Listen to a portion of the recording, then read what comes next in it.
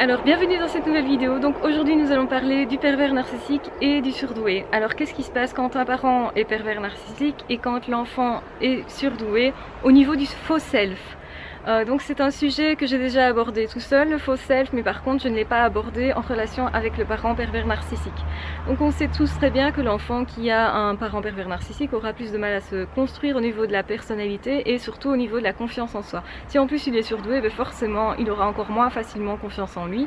Donc ça va impacter aussi au niveau du faux self, il aura plus tendance en fait à construire un faux self. Donc on sait bien que le faux self va se construire parce que l'enfant a envie de faire plaisir à ce parent-là et aux parents en particulier. Et si en plus c'est le seul parent avec qui il est en contact, donc je pense aux familles monoparentales où juste le père ou la mère s'occupe de l'enfant, et donc si en plus c'est justement le pervers narcissique parce que l'autre en a perdu la garde, on sait tous que les pervers narcissiques sont assez doués malheureusement pour mettre les services juridiques de leur côté, et malheureusement ça crée des anomalies du système justement, hein. Donc c'est vraiment pas évident d'aider des personnes qui sont dans ce type de situation. Honnêtement, je m'en sens pas très capable à ce niveau-là.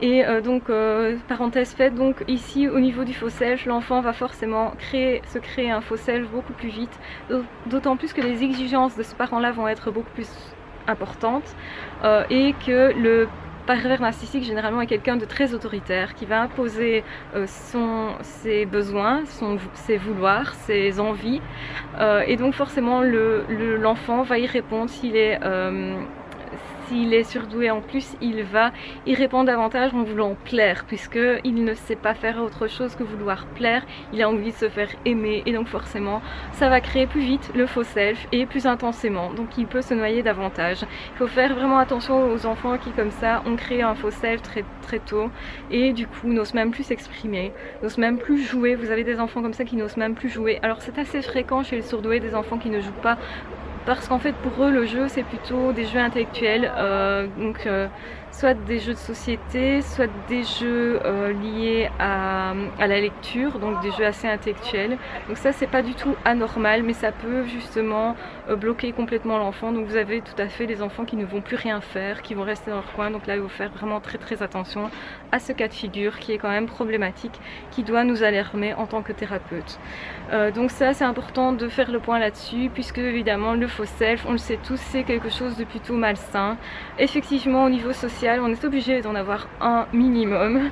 En fait le faux self c'est aussi ce qui permet aux enfants de dire merci, bonjour, en fait d'être un enfant bien éduqué, bien rangé dans des cases, et qui va faire honneur à son parent, qui justement lui demande d'être bien poli, d'être bien gentil, de ne pas dire des trucs qui offensent les autres. Et vous savez que le surdoué malheureusement a tendance à dire des choses qui offensent, puisque lui, sa lucidité lui fait voir pas mal de choses, et donc du coup il a du mal avec l'hypocrisie des autres, et il peut très bien remettre en face des gens des choses qui seraient hypocrites et qui vont en fait générer une certaine gêne de la part de l'autre, et gêner le parent aussi, hein, qui accompagne cet enfant, qui va lui dire mais tais-toi, ne dis pas ça, ne fais pas ça, mais ça ne se dit pas, ça ne se fait pas.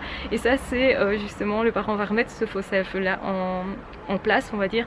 Et donc c'est correct tant que ça reste l'envie de se faire accepter socialement temporairement, mais il ne faut pas que ce faux self soit la seule façon de fonctionner de l'enfant, puisque l'enfant doit apprendre à s'exprimer, à être lui-même, à être fier de ce qu'il est, même s'il est décalé, même s'il est différent. Ça ne pose pas autant de problèmes que voudrait nous faire croire la société, parce que l'enfant va être énormément rejeté à cause de cette différence, mais en réalité, il doit accepter lui-même d'être différent et que cette différence puisse avoir une valeur. C'est, je pense, le chemin le plus difficile pour le surdoué et le plus important. À partir du moment où il s'accepte d'être différent, il accepte ses différences, alors il va accepter aussi d'être lui-même, et éventuellement de se consacrer à un don ou l'autre qu'il aurait, à aller chercher déjà, à chercher ce qu'il pourrait exploiter chez lui, ce qu'il pourrait offrir aux autres. Et donc ça va permettre aussi les amitiés, l'amour, les copinages, le bon rapport à tout niveau. Donc ça va vraiment améliorer la vie du surdoué et des autres, hein, qui accompagnent ce surdoué là. Mais évidemment quand on est en relation avec un pervers narcissique, l'enfant n'a pas cette possibilité, puisque le pervers narcissique va saboter tous les désirs de l'enfant, va saboter son besoin de vie, sa joie de vivre, et malheureusement saboter aussi son intelligence, hein. Donc et tout ça en essayant de le mettre dans des comportements qui seront néfastes pour lui. Donc regardez tout ce que fait le PN, le pervers narcissique, pour l'enfant. Si vous voulez voulez savoir ce qui est bon pour un surdoué, si vous avez dans votre entourage que ce soit une mère, un père, peu importe, qui est pervers narcissique, regardez son fonctionnement sur l'enfant, comment il réagit, et vous saurez exactement ce qu'il ne faut pas faire, qu'il ne faut pas accepter, ce qui est néfaste pour un surdoué. Donc voilà, je le disais, quand on venait en relation avec un pervers narcissique, c'est évidemment difficile à gérer, mais ce qu'il faut faire, c'est faire l'inverse de ce que cette personne vous demande de faire. Donc autrement dit, cette personne va vous faire justement ce qui est mauvais pour vous. Faites exactement l'inverse. Et si vous voyez un enfant qui est en prise avec ce type de personne, faites exactement l'inverse et l'attitude complètement inverse de ce parent qui est néfaste pour cet enfant. S'il lui dit tu es nul, tu n'y arriveras jamais, dites-lui l'inverse mais non, tu n'es pas nul, tu vas y arriver, il faut du travail mais tu vas y arriver. Donc renforcez-le au niveau de son estime de lui-même, c'est ce que l'enfant a le plus besoin. C'est une question qui m'a été posée aussi, hein. Qu'est-ce qu'il faut faire par rapport à ces enfants-là? Il faut les renforcer au niveau de l'estime d'eux-mêmes, essayer d'être le parent manquant en fait, donc c'est-à-dire de prendre la place du parent manquant sans que ça se voit de trop non plus, pour ne pas entrer en conflit avec ce pervers narcissique qui va l'éloigner de vous si vous êtes trop bon pour l'enfant. Donc vous allez le faire de façon cachée, vous allez trouver cet enfant-là de façon cachée, vous allez le renforcer, lui dire qu'il est bon, qu'il est gentil, qu'il est très bien comme il est, parce que justement le pervers narcissique essaye de le détruire à ce niveau-là. Essayez donc de lui donner exactement ce que le pervers narcissique ne lui donne pas. Et je pense qu'humainement parlant, c'est assez facile parce qu'on le fait instinctivement généralement. Quand on a vraiment l'envie d'aider quelqu'un, ça se fait instinctivement aussi. On ne sait parfois pas trop quoi faire, mais faites-vous confiance parce que ce que vous allez faire, généralement, vous allez bien le faire. C'est l'intention parfois qui compte, l'intention de dire à l'autre, oui tu comptes, oui tu es quelqu'un de bien, oui tu as la capacité de réussir et tu en as le droit tout à fait. Vous pouvez aussi dire à cet enfant, je ne suis pas d'accord avec ce que ton parent fait, je ne suis pas d'accord avec lui ou elle, si c'est ton père ou ta mère, peu importe, je ne suis pas d'accord avec ça, je trouve que ce n'est pas juste et que ce que tu ressens est par contre juste. Voilà, c'est aussi une façon de remettre un peu l'église, comme je dis, l'église au milieu du village, pour justement que cet enfant comprenne que ce que dit le pervers narcissique n'est pas nécessairement vrai et bon, et qu'il remette un peu en question ça.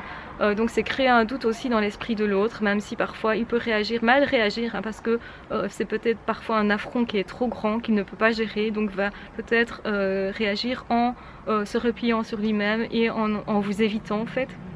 Mais vous aurez créé un doute nécessaire justement, et cet enfant peut revenir vers vous au moment justement où il sera prêt pour cette évolution, pour cette main que vous lui tendez. Donc attention que tout ne se fait pas en un seul parcours. Parfois c'est un petit peu trop trash évidemment, et je pense que être thérapeutique, c'est parfois justement faire ce que l'autre n'attend pas. Et montrer une autre vision des choses qui est contraire à la vision habituelle de cette personne. C'est ça qui est thérapeutique. Quand vous avez une personne en face de vous qui vous dit mais ça je n'y avais jamais pensé, vous savez que vous avez touché là un point important qui est thérapeutique, qui peut permettre à l'autre en tout cas de le faire évoluer. Et donc c'est pareil avec un enfant, sauf qu'il faut prendre beaucoup plus de pincettes, utiliser les mots des enfants, vous voyez un petit peu, et ça se fait avec le feeling en fonction de l'âge de l'enfant. Vous voyez un petit peu ce que l'enfant peut accepter ou pas, à quel stade il en est, et ça se fait au feeling. Donc les conseils sont pas évidents à donner quand on ne connaît pas l'enfant qui justement est dans cette problématique, mais voilà, donc essayez de faire au mieux et d'apporter de l'amour, de la reconnaissance, de la bienveillance. Un regard bienveillant change parfois beaucoup les choses et suffit parfois amplement, et surtout de dire ce n'est pas ton parent qui a raison, ce n'est pas le pervers narcissique qui a raison, le problème n'est pas chez toi mais chez l'autre. Ça c'est vraiment important à dire à l'enfant, il peut le comprendre tout à fait, la plupart des enfants peuvent le comprendre, donc n'hésitez pas à faire cette démarche là. En tout cas je vous embrasse très fort, j'espère que cette vidéo vous aura aidé. N'hésitez pas à vous abonner comme d'habitude à la chaîne, à partager la vidéo si vous pensez qu'elle peut aider quelqu'un. Si vous voulez le faire visionner par un enfant, ce n'est pas un problème pour moi, tant que l'enfant évidemment peut le comprendre. Voilà, je vous embrasse très très fort, n'hésitez pas à poser toutes vos questions comme d'habitude, et on se retrouve très vite dans d'autres vidéos. À ciao, bye bye.